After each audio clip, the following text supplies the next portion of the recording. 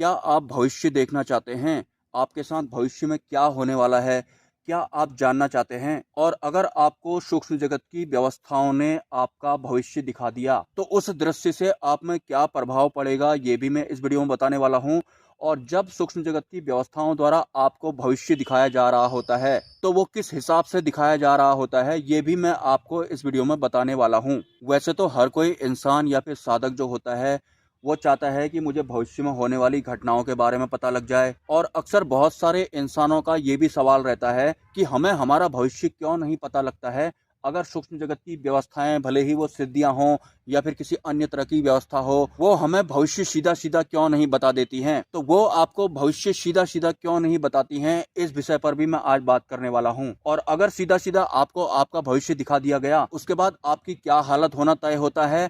और ये भी एक वजह रहती है कि सूक्ष्म जगत की जो व्यवस्थाएं होती हैं, वो किसी भी इंसान को डायरेक्ट कोई भविष्य उसका नहीं दिखा देती हैं। जैसा कि आप जानते हैं कि हम जिस संसार में सरवाइव करते हैं, ये संसार द्वंद्व व्यवस्था के अंडर में काम करता है। मतलब सुख होगा तो दुख होगा ही होगा। वैसे इस संसार का एक सच ये भी है कि हम बहुत कम खुश हो पाते हैं।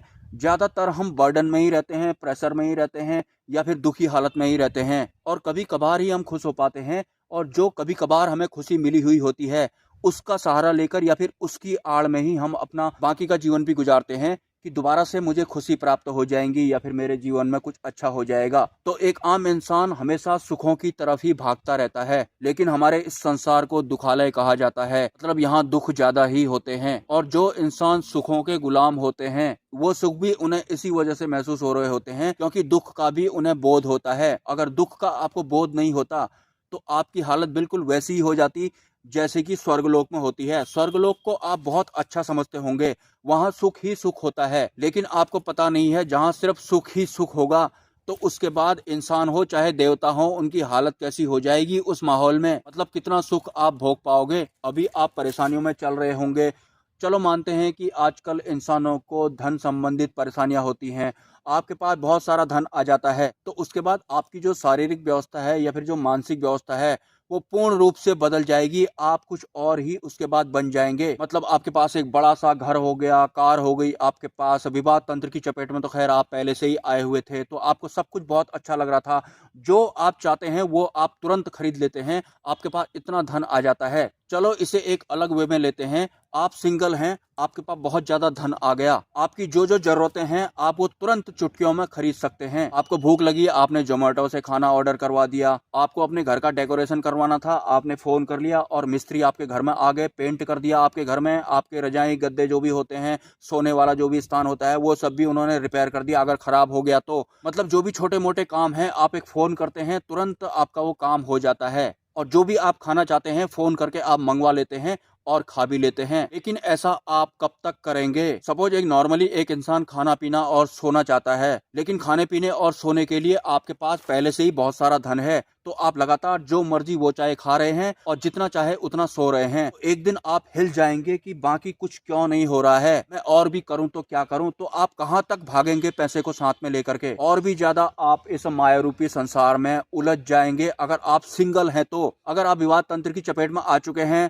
फिर तो आपका और भी ज्यादा इस भौतिक संसार में विस्तार हो जाएगा। और उस दौरान आप दुखों को अपनी तरफ आने भी नहीं दे रहे हैं। लेकिन फिर भी आपको दुख का ज्ञान तो है, बोध तो है आपको दुख का। लेकिन जो स्वर्गलोक होता है, वहां पर जितनी भी सत्ताएं सरवाइव करती हैं, उनका जो जीवन होता है वो उदासीन होता है। मतलब सिर्फ सुख ही सुख होता है। अरे क्या करोगे तुम सुख ही सुख का? दुख नाम की चीज होगी ही नहीं, तो सुख का भी मजा नहीं आता है। स्वर्गलोक सबसे बुरा होता है। स्वर्गलोक में जितनी भी सत्ताएं रहती हैं, वो सब हम इंसानों की तरह होना चाहती हैं, क्योंकि सुख का मजा भी तभी आता है जब वहां पर थोड़ा बहुत दुख होगा। और स्वर्गलोक में हम इंसानों की तरह भी नहीं होता कि पैसा फेंकेंगे और उसके बाद जो चाहे हम ले आएंगे। वहां तो सिर्फ मानसिक होता है, हमने जो चाहा वो हमें तुरंत मिल जाता है। मतलब आप इस अनंत ब्रह्मांड में जो भी चाहते हैं, आपको उसका अनुभव हो जाएगा, अनुभूति हो जाएगी। और अनुभव और अनुभूति हो जाना मतलब तृप्त हो जाना। लेकिन आप ये कब तक करेंगे? दुख नहीं होगा लेकिन इन सब के बीच में, तो एक दिन ये सुख जो होते हैं उन्हें चुभने लगते हैं और उनका जो जीवन होता है उदासीन जैसा हो जाता है। मतलब टोटल मिलाकर अगर सही कहीं है ना, वो ब्रह्म अवस्था में है या फिर परमात्मा वाली अवस्था में है, मोक्ष या फिर मुक्ति में है। ये सुख और दुख टेंशन देने वाले होते हैं इनमें भार होता है या फिर इनका कोई अपोजिट होगा तो ही हमें इनका मजा आएगा। जैसे कि आप पुरुष हैं तो आपके लिए स्त्री बना रखी है और आप स्त्री हैं तो आपके लिए पुरुष बना रखा है, और ये दोनों इस माया रूपी संसार के प्राणी हैं। इस संसार से ऊपर उठना पड़ेगा इनको, पुरुष बंधन से और स्त्री बंधन से भी। यार इस बारे में मैं क्या बात करूं, अब मैं आपको बताता हूं कि जो भविष्य होता है, सूक्ष्म जगत की शक्तियां क्यों नहीं दिखाती हैं, मैं आपको ये भी बताता हूं। और अगर दिखाती भी हैं तो उसके बाद क्या होता है ये भी मैं आज आपको बता देता हूं। हालांकि अभी आप एक तरह से अपने बौद्धिक बल से ज्ञान इकट्ठा कर रहे हैं। ये जो मैं आपको बताऊंगा ना, ये सिर्फ आप इकट्ठा करेंगे, आपको महसूस ये बिल्कुल भी नहीं होगा, क्योंकि महसूस तो अवस्थाओं में जाकर होता है। एनीवे, जैसे कि मैंने या फिर आपने भविष्य में होने वाली किसी घटना के बारे में जानना चाहा, मैंने मंत्र जप कर दिया या फिर मैंने किसी से गुहार लगा दी, विनती कर दी, तो मैं या फिर आप अपने आप को बिस्तर में या फिर रोड में पड़े हुए ऐसे दिखता हूँ और मेरे मुंह से लार भी टपक रही होती है। मतलब मेरे या फिर आपके साथ में भविष्य में कुछ बुरा होने वाला है। हमारे साथ जब कुछ बुरा होता है तो हमारी हालत कुछ ऐसी हो जाती है, हम कहीं पर पड़े होते हैं, हमारे मुंह से लार निकल रही होती है, या फिर कुछ और भी हमारे साथ हो सकता है। जो भी बुरा होने के बाद हमारे साथ होता है, डायरेक्ट आपको अगर वो दृश्य दिखा दिया गया जिसमें आप कहीं पर पड़े हुए हैं और आपके मुंह से लार निकल रही है, तो वो भविष्य का दृश्य देख लेने के बाद आपकी हालत कैसी हो जाएगी कि एक दिन मेरे साथ कुछ ऐसा भी होने वाला है। आप आज का जो शाम का खाना है वो भी ठीक तरह से नहीं खा पाएंगे। आज का क्या, आप जिंदगी में जो भी आप आगे को करेंगे वो भी आप ठीक तरह से नहीं कर पाएंगे, क्योंकि आपके दिमाग में बात बैठ जाएगी कि एक दिन मेरे साथ ऐसा होने वाला है, मेरे मुंह से लार निकलने वाली है, पता नहीं मेरा एक्सीडेंट होने वाला है या फिर मेरे को कोई बीमार होने वाला है, लेकिन मेरी बहुत बुरी हालत होने वाली है। मैं तो सोच रहा था या फिर मैं तो सोच रही थी कि मेरे साथ कुछ अच्छा होगा, मुझे कुछ अच्छा दिखाई पड़ेगा, लेकिन ये तो मेरे साथ कुछ और ही हो रहा है। ये सब देखने के बाद एक इंसान पूर्ण रूप से प्रभावित हो जाता है, वो अपने भौतिक जीवन में ठीक तरह से सर्वाइव नहीं कर पाता है। इस वजह से जो सूक्ष्म जगत की शक्तियां होती हैं वो हमें हम डायरेक्ट हमारा भविष्य नहीं दिखाती हैं, या फिर जो सिद्धियां होती हैं वो भी डायरेक्ट हमें नहीं बताती हैं। या तो आपका अंतकण इतना मजबूत होना चाहिए कि इस तरह के दृश्य देखने के बाद भी आपको कोई फर्क ना पड़े, और दृश्य कुछ ऐसा भी नहीं होगा कि जहां पर भी आप पड़े हुए हैं आपके मुंह से लार निकल रही है कि आप यहाँ पर कैसे आए, आप गिरे थे या फिर बीमार पड़े थे, उसके बारे में कुछ भी नहीं बताया जाएगा। डायरेक्ट आपको वो वाली अवस्था दिखाई जाएगी, ये कैसे हुआ था, क्यों हुआ था, ये नहीं दिखाया जाता है। तो आप सोच में पड़ जाएंगे कि मेरी ऐसी हालत किस वजह से हो सकती है, क्या मैं बीमार पड़ने वाला हूं, या मेरा एक्सीडेंट होने वाला है, या मेरे ऊपर पेड़ गिर गया, या फिर किसी जानवर ने मेरे ऊपर हमला किया होगा, या फिर कुछ और मेरे साथ हुआ होगा। यही सोचता रह जाता है एक आम इंसान कि मेरी भविष्य में जो हालत होने वाली है इसको मैं कैसे रोकूं। और जो इंसान अपने भविष्य को बदलने की कोशिश करता है तो सूक्ष्म जगत की व्यवस्थाओं द्वारा उसे बाकी के दृश्य दिखना भी बंद हो जाते हैं। मतलब वो उसके बाद विश्वास पात्र नहीं रहता है, क्योंकि आपकी ही इच्छा थी, आप ही अपने भविष्य देखना चाहते थे, आपको अच्छा भविष्य भी दिखाया गया होगा, लेकिन जब आपको बुरा भविष्य दिखाया गया तो आप अंदर से हिल गए, और उसके बाद टोटली आपकी जो लाइफ है वो डिस्टर्ब हो जाती है। और हम इस द्वंद्व व्यवस्था वाले संसार में सरवाइव करते हैं। यहाँ हमें सुख मिल रहे हैं, सुख तो वैसे भी बहुत कम मिलते हैं, दुख यहाँ ज्यादा होते हैं, और कब कौन सा दुख हमारे सामने आ जाएगा हमें पता भी नहीं होता है। और इस तरह के जो भविष्य हैं सूक्ष्म जगत की व्यवस्थाओं ने मुझे बहुत बार दिखाए हैं।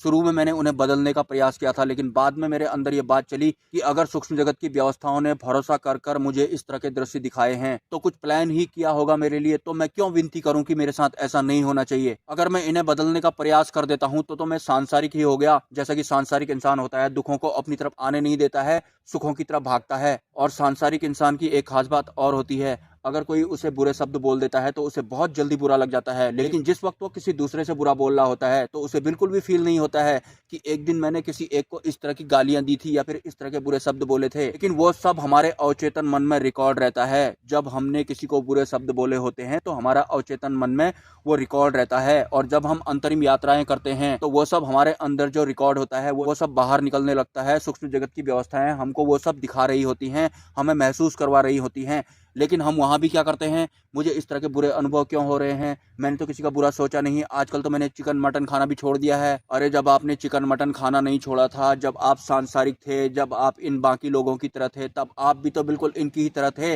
आपको कोई बुरा बोलता था तो आप डायरेक्ट उसको जवाब दे देते थे, उसको और भी ज्यादा बुरा बोल देते थे। माना कि आज आपने ये सब करना छोड़ दिया है, लेकिन अवचेतन मन में ये सभी रिकॉर्ड होते हैं, हमारे पास्ट के, हमारी यादों के, हमारे पूर्व जन्म के, मतलब हमारे प्रारब्ध के। एनीवेज दोस्तों, आजकल हमारा जो ये भौतिक संसार है, आप देख रहे होंगे इसमें कुछ ज़्यादा ही गलत हो रहा है। कितने ज़्यादा एक्सीडेंट हो रहे हैं, कितनी बुरी खबरें आ रही हैं, अखबार भरे हुए हैं। इंसान आंतरिक स्तर पर कुछ और ही तरह का बन गया है। जैसा कि भविष्यवक्ताओं ने भी बताया था कि आने वाले समय में जो ये असुरी शक्तियाँ होती हैं, ये बहुत ज़्यादा प्रभावी हो जाएंगी। ये इंसान के दिमाग को कुछ और ही बना देंगी। मतलब बहुत ज़्यादा बुरा हमें इस संसार में देखने को मिलेगा। अगर आप मोबाइल में देखेंगे तो कितनी बुरी दुर्घटनाएं हो रही हैं आजकल।